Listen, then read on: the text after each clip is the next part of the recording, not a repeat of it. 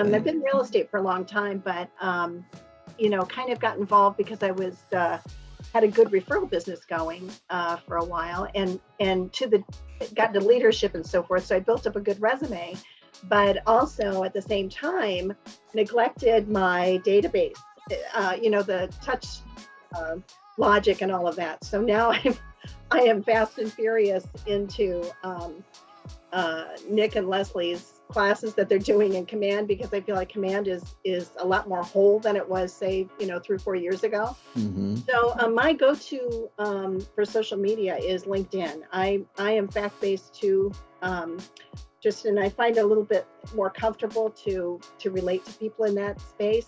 Our demographic in the Bay Area is, get a lot of scientists and engineers and so forth. So I think that it's good for the the demographic, but I'm taking it all in and trying to get more social in terms of reporting on local things and so forth. So I'm actually just in the last couple of weeks, starting to do more video on local events and happenings, and trying to mix it up too, Tristan, trying to follow your recipe for social media. So I'm trying, but it's not as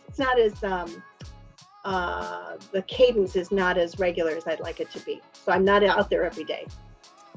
All right. Well, I like that you're gravitating towards video, and what I might suggest is something Nick suggested when he brought up Ken Posick, is I would look to really go more niche in the area that you do work in the Bay Area, because social media has been rewarding more so than before the niche content, when you're very specific as to the area, whether it's a track, whether it's a specific park, or just very localized.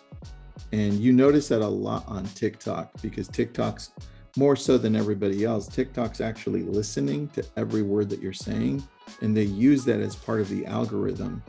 And then they use that as part of sending it to, let's say, a specific group in your area, Cindy, and they would never send it to me in LA. Interesting. So in other words, go ahead, Nick. Oh, I was just saying that's interesting. That's really good. So TikTok, and I'm not on TikTok at all. I tend to be a little nervous around, things that are new. It's kind of like I don't know how to get my arms around it. It takes it's a little learning curve, because there's a lot of different tools and things that you can use to create your video. But as you start making them, you'll discover how all of it works. Okay. Yeah, cool. and I think once you figure it out, Cindy, I would maybe think of doing it more like what we were telling Matt, which is start on YouTube possibly.